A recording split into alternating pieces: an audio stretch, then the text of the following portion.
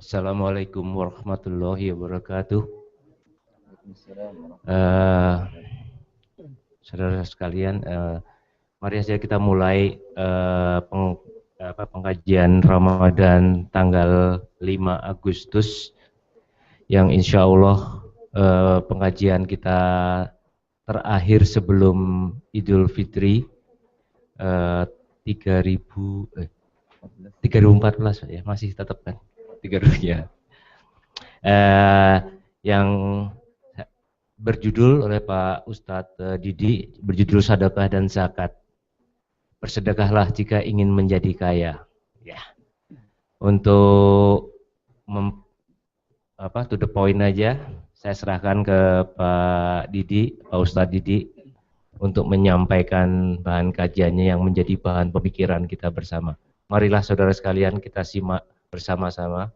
Dengan sebelumnya, marilah kita membaca doa untuk pembukaan majelis. Silakan. Assalamualaikum warahmatullahi wabarakatuh. Bismillahirrahmanirrahim. Assalamualaikum warahmatullahi wabarakatuh. Alhamdulillahi rabbil alamin.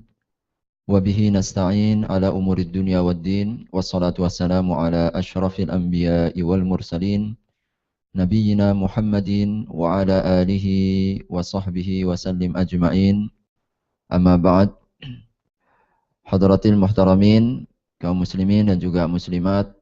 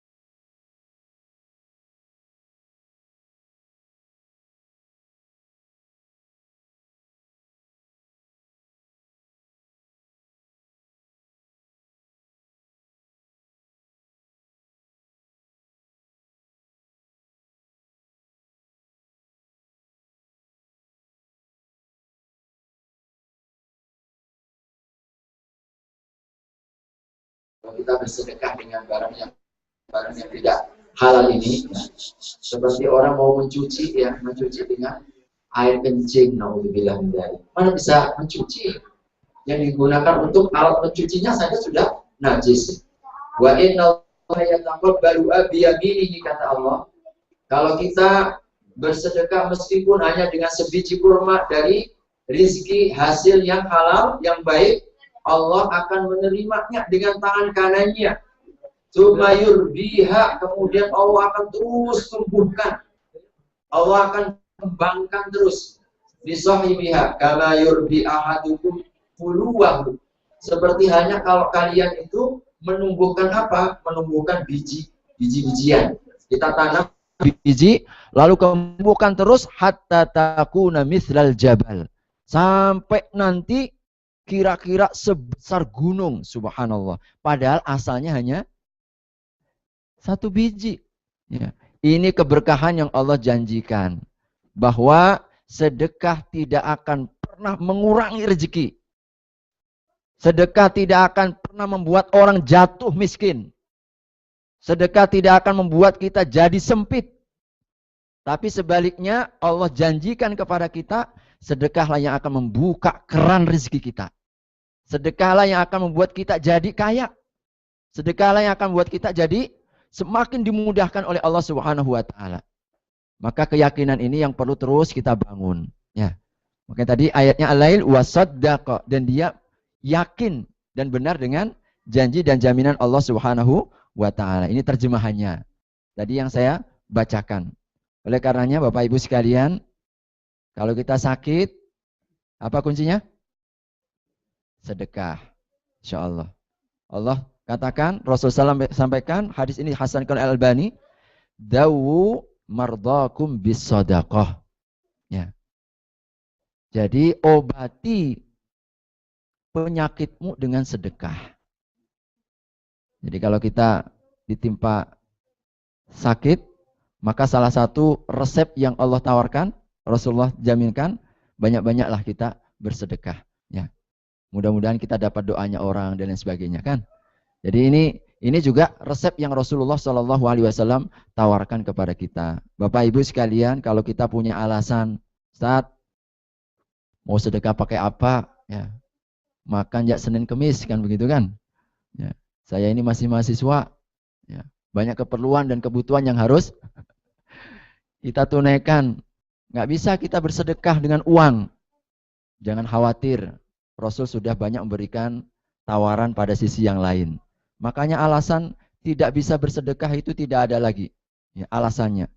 Rasul sampaikan, tabassumuka fi wajhi akhika laka shadaqah. Engkau senyum di depan wajah saudaramu pun sedekah. Sudah ketemu pada senyum tadi, Bu? Yang belum senyum ketemu saudaranya silakan kanan dan kiri, tengok kanan kiri, senyum dulu ya. Sedekah. Ya Fajar, kalau Fajar kelihatan senyum terus ini. Iya, senyum itu dua pilihan ya. Stres atau bahagia. Jadi kalau kita nggak punya uang, Rasul masih tawarkan. Wa amruka bil ma'rufi wa nahyuka 'anil munkari shadaqah. Kita amar ma'ruf, memerintahkan yang baik, ya. Dan juga mencegah yang mungkar. Rasul golongkan sedekah itu. Wa irsyaduka rajul fi ardid dhalali laka shadaqatun. Kita menunjukkan orang yang tersesat, orang tidak tahu jalan, kita tunjukkan kepada jalan yang benar, maka insya Allah shadaqatun. Wa imatatukal adza wasyauqi wal azmi anit tariqi laka shadaqatun. Engkau menyingkirkan batu, engkau hilangkan duri, engkau hilangkan batu di tengah jalan, kata Nabi, dicatat oleh Allah sebagai sedekah. Wa ifraghuka min dalwika fi dalwi akhika laka shadaqatun. Engkau mencucurkan ya, atau mencucurkan apa ya? Jadi engkau menyiramkan air atau mungkin menuangkan air. Nah, nanti banyak yang kita tuangkan air, insya Allah. Ke gelas saudaramu, ke tempat saudaramu. Ya. Oleh Rasul Sallallahu Alaihi Wasallam, laka shadaqatun. Dicatat oleh Allah sedekah.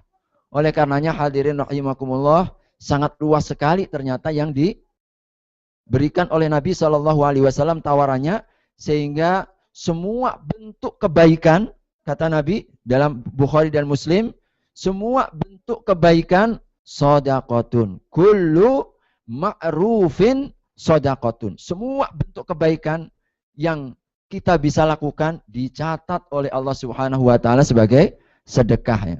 Bahkan Nabi Shallallahu Alaihi Wasallam pernah menyampaikan kepada kita, ini hadisnya yang sangat luar biasa, ya, kepada kita, bahwa wa innaka mahma anfaqta min nafaqatin fa innaha shadaqatun. Wahai para suami, wahai laki-laki yang sudah memiliki tanggung jawab, ya, bersyukurlah, ya.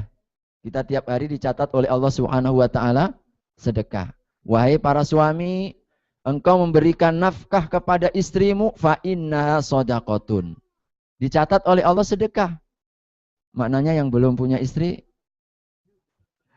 sedekahnya kurang ini, ya. Makanya banyak-banyak sedekah aja kepada yang sudah nikah. Cepat nikah dulu, ya. Subhanallah. Bahkan kata Rasul, Bapak Ibu sekalian, sekedar untuk memberikan motivasi kepada kita agar ketika memberikan nafkah, ketika kita memberikan penghasilan kita kepada istri-istri kita penuh dengan keikhlasan, hatta luqmata allati tarfauha ila fi imra'atik. Sampai satu suapan yang engkau angkat, engkau masukkan ke dalam mulut istrimu, sedekah. Subhanallah. Halo? Sudah pernah nyuapin istrinya belum? Pas nikah, ya? Lepas nikah nggak pernah lagi, ya? Subhanallah. Ini isyarat sampai begitu dinilai oleh Allah.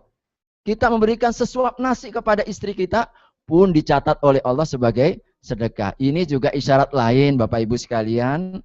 Kalau kita sudah berumah tangga itu, jaga keharmonisannya. Salah satu caranya bagaimana? Suka-sukalah kita saling menyuapi, kan begitu.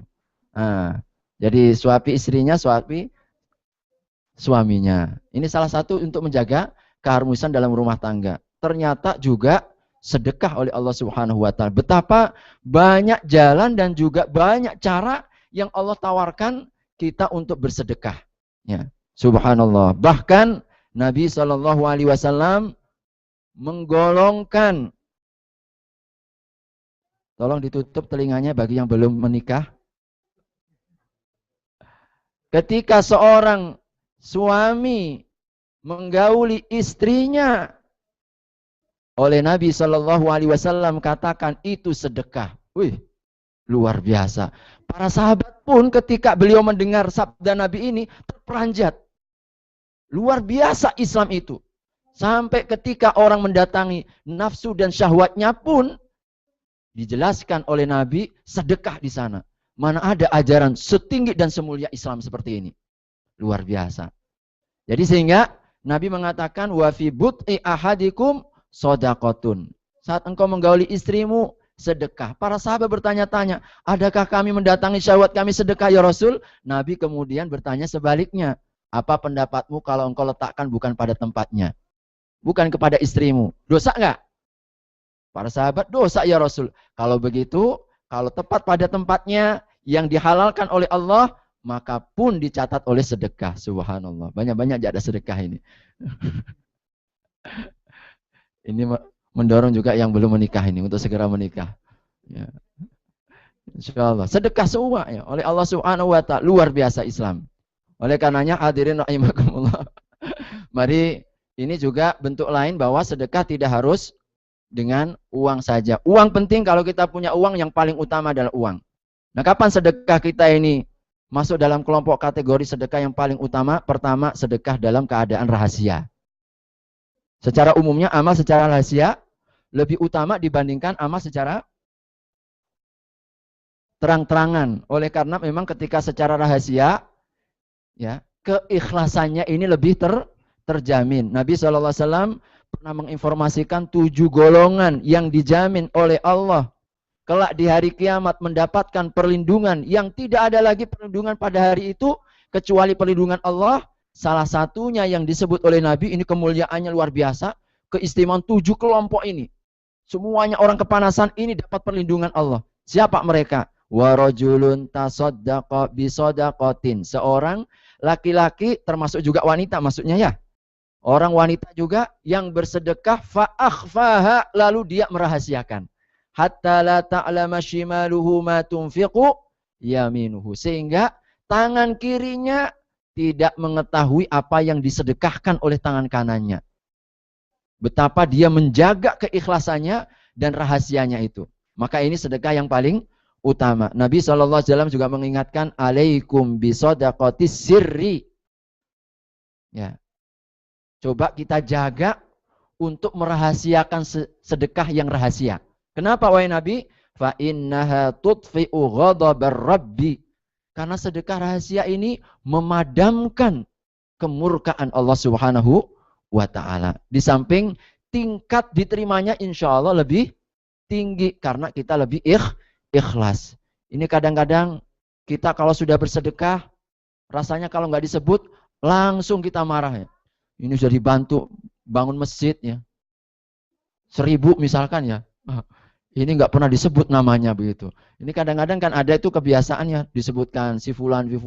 Kadang-kadang ketika nggak disebut, apalagi kalau mau musim pilkada di Indonesia begini ya, legislatif begini, itu ada itu nyumbang 100 sak semen, giliran nggak kepilih, itu ditarik itu semennya. Gara-gara apa nggak kepilih? Subhanallah, gimana begini ya? Ini ada tujuan ini. Nah oleh karenanya hadirin rahimakumullah, ini sedekah yang paling utama. Yang kedua, sedekah ketika kita masih sehat dan ketika kita sangat kikir. Ternyata pada saat itu sedekah paling utama. Orang masih segar, orang masih sangat kikir. Karena apa? Kecintaannya berlebih kepada hartanya. Karena tantangannya lebih. Kalau kita sedang jayanya begitu ya, lagi banyak uangnya, kita berada pada jabatan tertinggi, biasanya kadang-kadang bawaan harta begini, kita itu pelit untuk mengeluarkan. Ketika kita pelit mengeluarkan, kita sanggup mengeluarkan, itu sedekah paling utama. Subhanallah. Makanya Nabi SAW mengatakan, ya Rasulullah, ayyus sodaqati afdol. Manakah sedekah yang paling utama? Kata Nabi, anta saddaqa wa anta sahihun harisun. Engkau bersedekah dalam keadaan waktu yang masih sehat, dalam keadaan harisun, engkau yang masih ingin dengan harta itu. Jadi kita masih sangat cinta harta itu, kita bisa bersedekah. Subhanallah. Itu sedekah yang paling utama. Ya. InsyaAllah. Apa yang coba kita pelitkan? Coba kita sedekahkan. Itulah yang paling utama. Kemudian hadirin rahimakumullah, sedekah pada saat kita dalam kemampuan kita yang tertinggi. Ini juga yang paling utama. Allah berfirman, lan tanalul birra hatta tunfiqu mimma tuhibbun. Engkau tidak akan pernah mendapatkan puncak kebaikan sehingga hatta tunfiqu ma tuhibbun. Engkau bersedekah dengan apa yang paling engkau cintai. Artinya apa? Maksimum yang bisa kita lakukan, kita lakukan. Ketika kita bisa maksimum seperti itu, maka insya Allah kita mencapai derajat tertinggi keutamaan dan kemuliaan orang bersedekah. Kapan lagi? Sedekah kepada kerabat dan keluarga. Bapak Ibu sekalian, ini sedekah juga yang paling utama. Nabi SAW dalam sahih yang disahihkan Albani, inna shadaqata 'alal miskini shadaqatun. Kalau kita bersedekah kepada orang miskin, sedekah satu tapi dicatat. Tetapi wa 'ala dzirrahim, kalau kepada kaum kerabat, kepada keluarga yang memang membutuhkan, kata Nabi, ithnatan. Dia mendapatkan 2. Apa pahala balasannya? Shadaqatun, yaitu pahala kita bersedekahnya, dan wasilatun, pahala silaturahimnya. Pahala menyambungkan kekerabatan kita. Makanya menurut prinsip ini, kadang-kadang ya kita ketika memiliki sebuah kelapangan, tengok dulu keluarga kita terdekat, ada nggak yang memerlukan? Ring pertama ini keluarga terdekat kita. Kalau sudah masuk ke ring berikutnya, lebih jauh lagi, lebih jauh lagi, lebih jauh lagi. Nah, seperti itu. Makanya kalau kita bersedekah, maka yang paling berhak adalah orang yang terdekat kita, di wilayah kita. Jangan sekeliling kita masih banyak memerlukan, kita sudah ekspor ke tempat yang lain. Nah, ini kebalik ya. Jadi oleh karenanya hadirin rahimakumullah, ini juga menjadi sedekah yang paling utama. Yang selanjutnya, sedekah setelah kebutuhan yang wajib. Jadi jadi sedekah yang paling utama itu sedekah ketika kita sudah menunaikan yang wajib yang kita perlukan. Rasulullah SAW bersabda dalam Bukhari dan Muslim, ini saya terjemahkan secara terjemahan bebas ya. Khairus shadaqati ma kana an dhahri ghina. Sebaik-baik sedekah itu apa yang sudah dhahri ghina, di luar kewajiban dan keperluan. Jadi artinya apa? Ketika kita sudah bersedekah, ya, masih ada sesuatu yang kita tinggalkan yang membuat kita tidak meminta-minta. Nah, itu namanya seperti itu ya. Jangan sampai semangat bersedekah, selepas itu kita menjadi orang yang nyesel. Aduh, nyesel. Kenapa? Kok jadi nyesel? Karena ini keluarganya belum dikasih. Akhirnya kita membangkit-bangkitkan. Begitu ya. Membangkit-bangkitkan lagi. Coba kalau tadi saya nggak jadi sedekah ya. Ini kan saya masih punya anak. Yang wajibnya belum ditunaikan. Akhirnya kita jadi nyesel. Nah itu maknanya apa? Bahwa sedekah yang paling utama itu setelah kebutuhan-kebutuhan asasi kita. Yang wajib kita tunaikan, baru setelah itu kita sedekahkan. Tapi jangan juga dibalik. Menjadi pelit gara-gara apa? Ngurus yang keluarganya terus ya. Akhirnya tidak ada sedekahnya. Makanya Nabi kemudian menganjurkan apa? Wabda biman ta'ul. Mulai dari orang yang menjadi tanggung jawabmu. Yang terakhir, sedekah yang paling utama adalah sedekah jariyah. Sedekah yang multi efek. Ya. Efeknya tidak hanya di dunia sampai terus mengalir. Nabi SAW menyebutkan hadis ini dalam Shahihul Jami' dihasankan Albani, sab'un, ada 7 perkara yajri lil abdi ajruhunna wa huwa fi qabrihi. Pahalanya mengalir sampai dia setelah meninggalnya dan di dalam kuburnya. Mari kita berlomba-lomba, umur terbatas. Kita pasti akan mati, ya. Tetapi ada yang memungkinkan menjadi fasilitas kita terus mendapatkan pahala meskipun kita telah meninggal. Pertama kata Nabi, man 'allama ilman, yang punya ilmu ajarkan. Ini sedekah ilmu. Punya ilmu jangan disimpan. Maka insya Allah ilmu yang dimanfaatkan, ilmu yang kita ajarkan, maka insya Allah pahalanya akan terus mengalir meskipun kita telah tiada. Ya, makanya Nabi SAW mendapatkan semua apa yang kita lakukan. Semua yang kita ajarkan. Yang kedua, au ajronahron, atau mengalirkan sungai atau selokan. Yang selokannya mampet-mampet, alirkan. Maka sepanjang itu air mengalir, membuat selokan, membuat parit, membuat sungai, sepanjang itu pula kita mendapatkan sedekahnya. Nah, silahkan. Buat parit-parit ini ya. Jangan malah kemudian kadang-kadang kita yang menutup gitu ya. Menutup parit, menutup selokan, menutup sungai. Subhanallah. Atau apa? Au hafara bi'ron, atau membuat sumur. Bapak Ibu sekalian, buat sumur, bikin sumur. Setiap orang yang kemudian memanfaatkan airnya itu, kita dicatat oleh Allah Subhanahu wa taala sedekah meskipun kita telah meninggal. Au gharasa nakhlan, atau kita menumbuhkan tumbuhan. Subhanallah, menanam pohon. Makanya dalam Islam ini luar biasa ya. Kalau mungkin orang Eropa sekarang mengatakan suruh apa green wood green ya, green.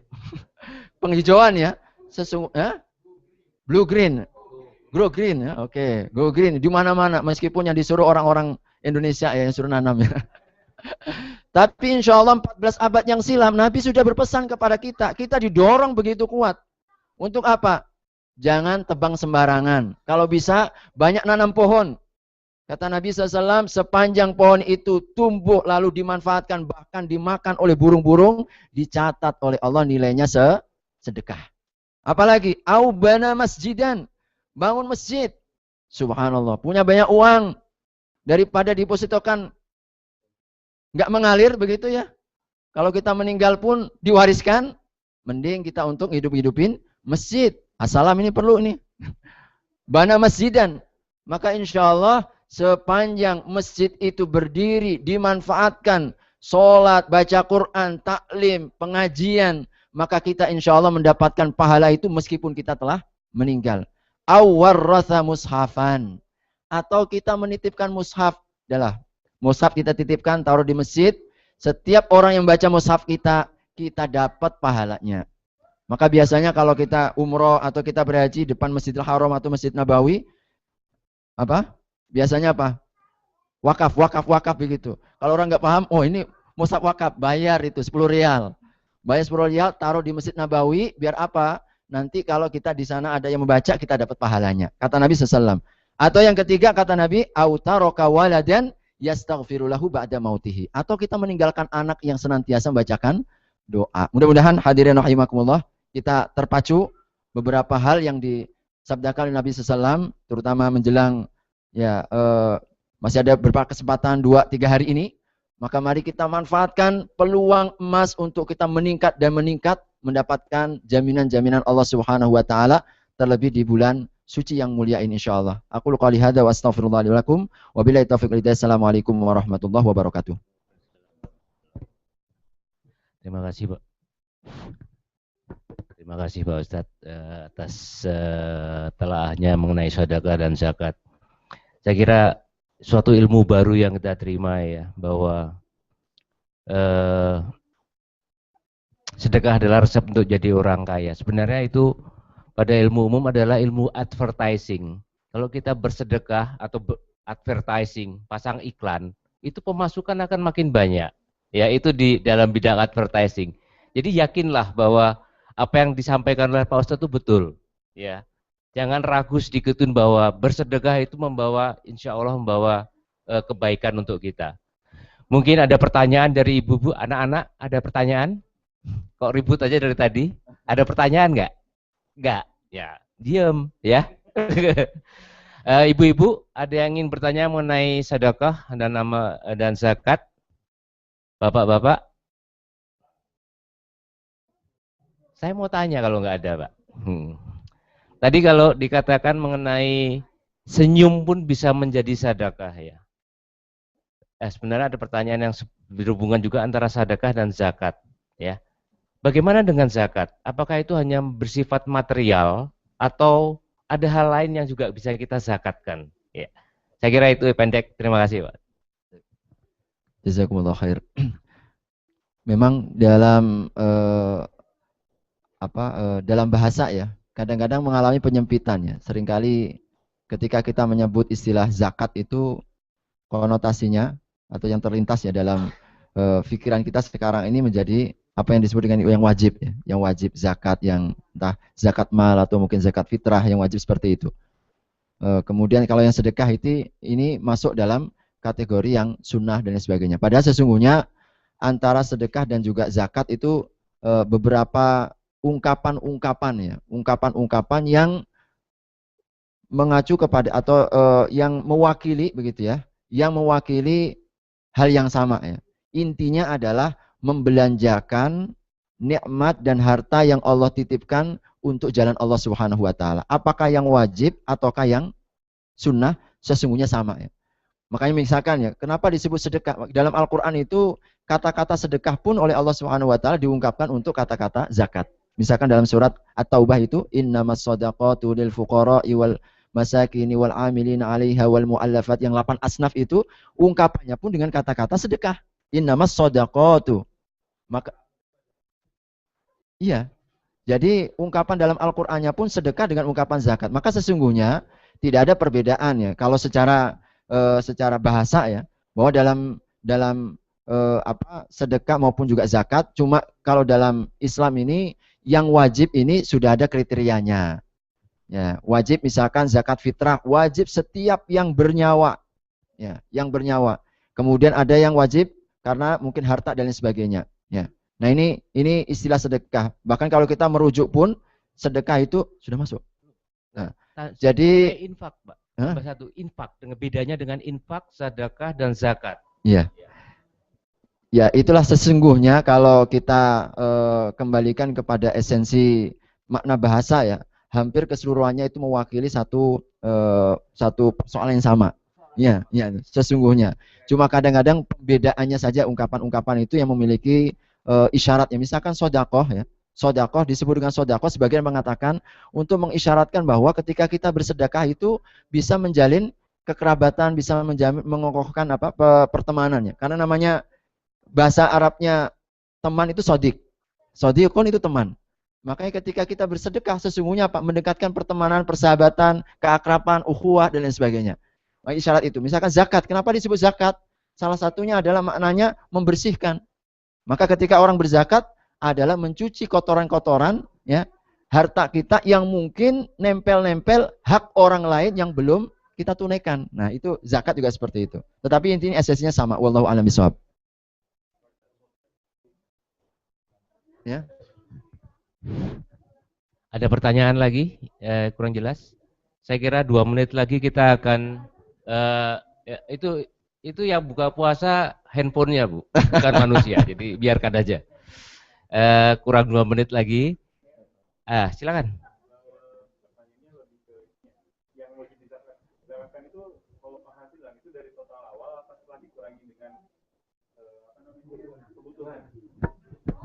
MUI ya sendiri ya, dan memang yang dikuatkan ya kalau penghasilan itu kotor, jadi kotor. Jadi sebab kalau kemudian kita keluarkan setelah kita mengeluarkan nggak ada satupun orang yang berzakat ya setelah dikeluarkan dengan kebutuhan-kebutuhan. Jadi kita dapatnya berapa itu yang kemudian kita keluarkannya. Meskipun memang terjadi perbedaan antara perhitungannya ya. Ada yang menyamakan dengan emas ya, berarti maknanya kita setelah 1 tahun ya. Tapi juga ada yang menyamakan dengan pertanian. Wallahu a'lam bishawab. Ini perkara yang para ulama ada beberapa pendapatnya. Saya kira itu sama dengan petani Pak ya, betul ya, yang menghasilkan padi kemudian langsung harus disakatkan begitu dia panen ya, tidak dijual dulu atau dimakan dulu. Saya kira itu.